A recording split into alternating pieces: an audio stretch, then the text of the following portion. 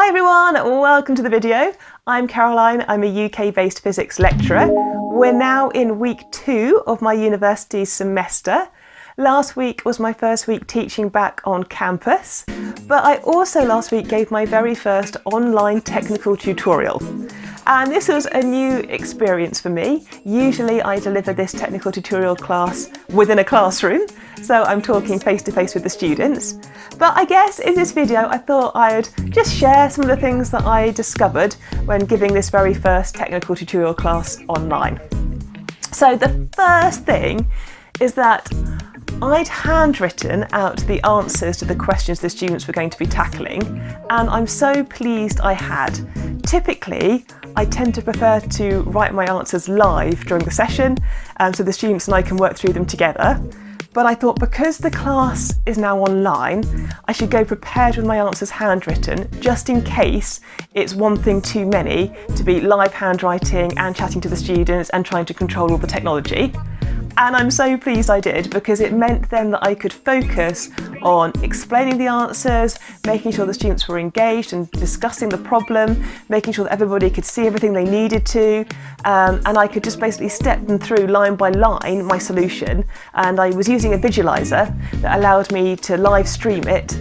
And it just meant that because I wasn't having to handwrite as well, I could focus on explaining the answers to the questions rather than, just going through it line by line. So that was a good thing. We used Zoom to do the class, and that meant we could use the group chat facility. So we activated the chat and then I could share them links to things, but it was still a little bit tricky for them to be able to handwrite an answer and to live share it back with me. We also had a bit of a laugh because the group chat, it means that I can post messages to the whole class and they can post messages back to me, but you can also post private messages. So the students could effectively, if they wanted to, post private messages to each other and I would never know. I don't think they did, but we had a bit of a giggle about it during class. I did ask my students to turn on their mics if possible and to turn on their video streams. The class was quite small, so we were able to all have our microphones on and it wasn't distracting. I know sometimes if you have a lot of people on a Zoom call, you actually want to have your microphones muted because otherwise you hear dogs and cats and building work and whatever's going on outside. But with just a few of us, I think by all turning on our microphones, it made it feel a little bit more like we were in the classroom doing a tutorial together. So that was really good, and the students were very happy to have their mics on and to share their video streams. So that was nice and something I'm definitely going to encourage as we go through the semester. One thing I had decided ahead of the class was that I wasn't going to allow the students to be able to record the class. So I'd taken away the function for them to be able to record the class. I didn't want them just to be able to press record, see all the answers appear on the screen, and then just go away and have all the answers. The idea is for the students to have the chance to work through the questions and to explore their thinking as they develop their own answer. What I hadn't factored on was that obviously students can take screenshots during the tutorial. And I guess that just hadn't crossed my mind. Not that it really mattered. I did have to check that all the participants in the call were happy to have screenshots taken, because our photos would be appearing as part of that screenshot potentially, and everybody was happy with that.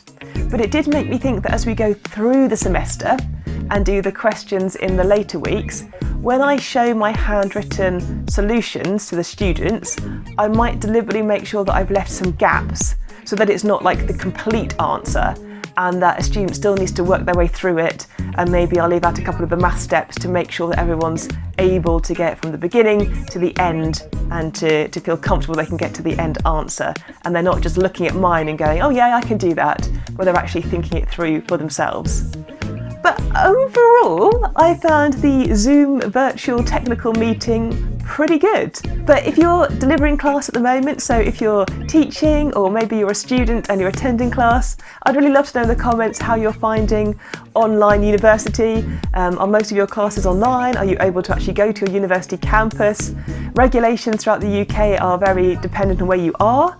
So some universities have been able to continue to have some blended model of teaching where students can come onto campus for some small, selectively controlled classes. But some universities have had to go fully online. It could be for short periods of time, maybe they'll have to be online for longer periods of time? I don't know. But yeah, I'd love to know your thoughts about online teaching at the moment.